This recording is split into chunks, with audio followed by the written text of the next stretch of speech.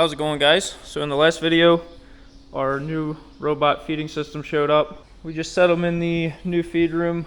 That was Friday, now it's Monday morning. The installers are planning to be here today, I believe, to get started at some point. So we'll help them as needed. I think we gotta get the forklift back to lift these up so we can pull the pallets out. Then they can drive them wherever they want them at that point. So this morning we wanna get the robot lanes cleaned up a little bit. My dad might work it, brushing those up. We also have 2 silos that we need to run electrical conduit up. Got a lot of the stuff we need for that right here. So we got this 1.5-inch conduit we run to the top, and then a box we mount on it. We've been really happy with this first silo, getting that electric all the way to the top and being able to bring it down the cable to the unloader. We don't have to worry about pulling that cable up the chute. We used to have to fight that in our old silos, and then with these big silos, it's not really realistic to pull that cord up the chute. This conduit is in 10-foot sections. For this first silo, we took one piece up at a time. This time we're gonna try attaching some sections together on the ground, maybe 30 or 50 feet worth, and then just pulling a big piece up. We have all of our unloaders in place. Just need to get electric to them so we can test run them and make sure everything's ready to go. Getting started. Got this elbow attached where we want it at the bottom.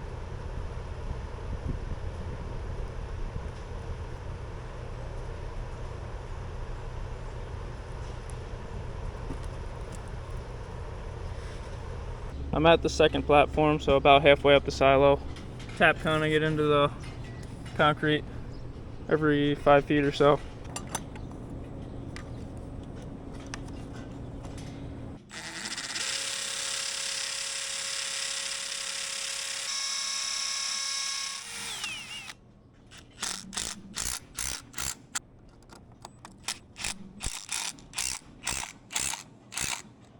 Time to take a lunch break. Not really the best YouTube content while I'm working up there because I'm just focusing on not falling off the silo. We're already right there. So my dad just took the brush that we have on the skid loader over the path. Did a pretty nice job cleaning it up. Okay, made it to the top of the silo. Got this box mounted. Conduit runs the whole way down. Got another silo to do, maybe tomorrow.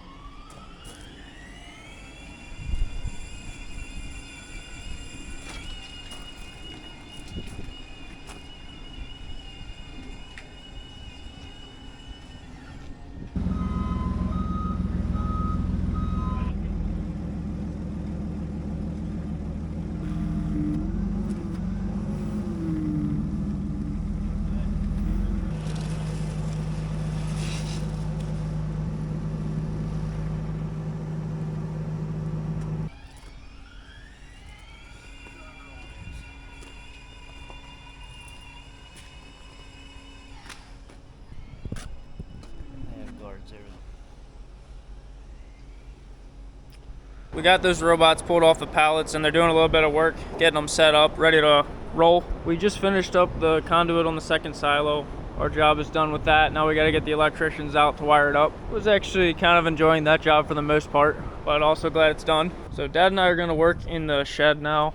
Got that pallet racking that we're going to move. We're actually going to move it against that wall there, so we got to move a bunch of equipment.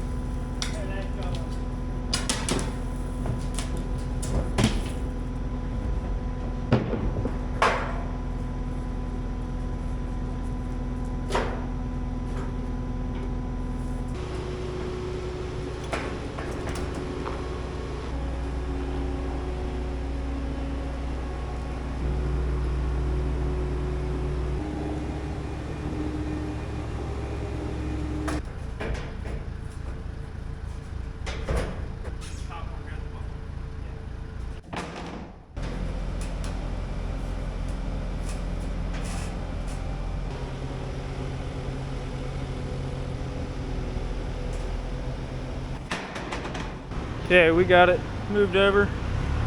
Just got a place to organize basically random junk. Wanted to free that wall up for stuff for the feeding system. It is the next morning. So they were here yesterday getting started, setting these robots up. Some different things they have to assemble to get them ready. I'm not sure what all they're doing. We got 4 batteries to power it. And underneath, just the 2 motors, chains running down to the wheels. So those are your drive wheels. You got 2 of those, and then there's a dolly wheel in the front. Nice to get a good look at them here while they're clean. They have some shields off because they're working on stuff. He's gonna be back today to keep working on them, and at some point we're gonna start laying out how they're gonna park in this room. So what Dad and I are gonna work at is we're actually gonna be bringing our heifers home from the other farm. A lot of you know we rent the neighbor's farm. We've been keeping pregnant heifers there. We used to keep about 90 head there, which was our breeding age heifers and pregnant heifers. And then we built the new heifer barn in 2020, which we were able to bring the breeding age heifers home. Since then, we've been keeping between 30 and 35 head still at that farm, just pregnant heifers. We've been hauling feed down with our mixer every morning. With putting these robots in, we really wanted to have them be able to feed every single animal on the farm, so we don't have any daily chores of feeding. The nice thing with these is since they're gonna be feeding more frequently and pushing the feed up, we're okay with having a few more head in some of the pens because there's gonna be access to feed throughout the day. So we're actually gonna have plenty of room in these 2 barns to keep all of our heifers. We would always move the pregnant heifers into our dry cow barn around 20 months old, and they would spend the last couple months before calving with the dry cows. And this barn here has 51 stalls in it. Now it's a 3-row barn, so 51 cows can't eat all at once in this building. And we always prefer to keep it closer to 30 or 35 animals in there just so they have plenty of space. We're planning to add most of those heifers to this pen. Since they're gonna be fed more frequently, it's gonna be pushed up. They're gonna have access to feed throughout the day. During the summer months, they're going out to pasture, so there's plenty of space. We're probably gonna have to scrape the barn more often. We normally scrape it 3 days a week, but we might even need to scrape it every day. We'll see how it looks. This was a new building we built a few years ago. So this building has 86 head spaces. We were always afraid to add too many head to it because if there is a smaller heifer, it gets pushed back. When we're feeding or pushing in the afternoon, they just don't get to eat as much as the rest of them. But now with the robot feeder, it's the same situation. There's gonna be more access, and we're definitely okay with adding a few more animals to this building. There's plenty of space in the back as far as the bed pack area. It's not gonna be overcrowded. Our plan is to keep about 15 more head in this building and then 15 more in the dry cow barn. It should work out really well. They'll easily be able to get the feed they need, and there's plenty of space for them. The nice thing with this heifer barn with the slatted floor in the front, it just does not get sloppy. You could easily handle a couple more head and they'll be comfortable. So we actually haven't taken any heifers to the other farm for the last couple months. So there's only 13 at that farm currently. So today we're just gonna truck up those 13, put them in the dry cow barn. I think it's gonna be an improvement generally for our animals because that other farm had space, but it wasn't super nice to keep clean. Ready to move these animals now. We started using this farm about 7 years ago, and for a while we were filling both of those silos and then feeding, mixing feed every day for everybody down here. But then recently, with not as many, we've just been hauling feed down. So you can see today it's hot out. They want to stay in the barn. Just always a little bit of a challenge to keep them clean. I wish we could get some ceiling fans in this building, but ceiling height's the problem. It hasn't been a bad place, but when we had all of our breeding age animals, they were staying in that lower barn. That was kind of a mess. Not the most comfortable and cleanest environment.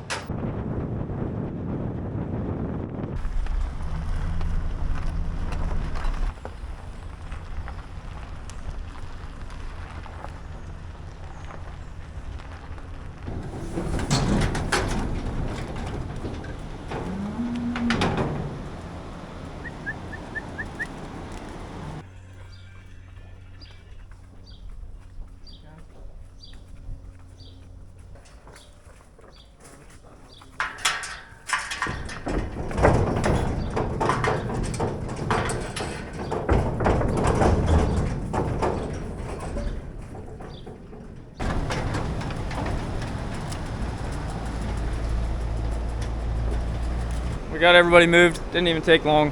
This is definitely gonna simplify management a little bit for these heifers, because once they're getting too big for that other barn, we don't have to trailer them anywhere. We just chase them across into this barn.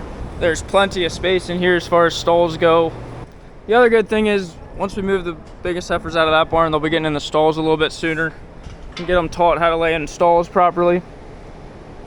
It's just a bit cleaner than trying to keep a bed pack clean at the other farm, and it's going to be nice, just less animals, different places to think about. And honestly,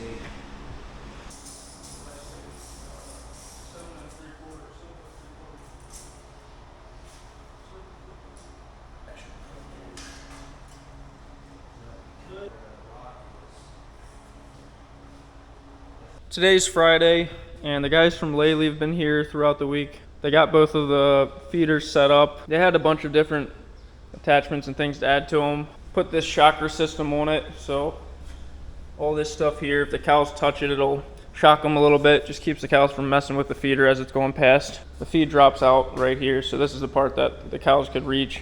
So these don't come standard on them, it's an option, but they highly recommend them because cows will get to bucking into it anytime it goes past and damaging things. They'll learn pretty quick not to touch the feeder. That all needed wired in, and then put the ultrasound sensors on and this beacon light on the top. There was also some warmers for the oil in the motors, or the certain parts that they like to have on there, just in case if it gets too cold it can start to gum up. Both feeders are ready to go now, and then today we were just looking at the layout, how we want them to park in the feed room. We have the two feeders and they're going to work together, but both of them can't be out on the route at the same time. One will mix feed, it'll leave with a batch of feed, and then once it leaves, the one that's on the charger will move over to the mixing station. You know, one can be here mixing a new batch while the other one's out running feed out and pushing feed up. So this will be our charger. None of this stuff is mounted to the floor, but this is generally where we're going to have it placed. Drives into there, plugs in, and then all of our conveyors and augers and everything will be right above this. And the second one parks right on the side. That'll be the second charger. We were just trying to get the best layout for the most efficient way it could move into the room and into place. You see the metal strips on the floor, that's what it's going to follow. We're going to have it set up, it'll come straight in off of the pathway out there, straight through, and then it'll just make that little bend into the filling station. So they're going to finalize all this stuff, mount the strips to the floor. In a week or two we can start putting up conveyors. We're going to have a little bit of a challenge ahead of us to get 4 different conveyors above that feeder, as well as augers. This morning my parents took off on a plane. They're going to Alaska to spend 2 weeks, kind of for my dad. He's celebrating his 60th birthday this summer. Tried to schedule and time it so that we wouldn't be super busy on this project while he's away. Kind of worked out pretty well because these guys, they have some more work to do to get their routes set up. Until my dad gets back, they'll be finishing up, and then we can start working at our feed room. I'm going to try not to work too hard, just keep the farm going and helping these guys if they need anything. It is currently in the upper 90s, humid again, brutal heat. As far as the startup date, we don't have an exact date. Depends when we're harvesting corn silage, and then also when we have everything else done with the feeding system. Thinking by middle, end of September we should be ready to start it up, but I'm not sure. We're probably going to run out of corn silage by the end of August. We're going to have to fill an ag bag just to keep the feeding going. Okay guys, we'll see you in the next video. Thanks a lot for watching.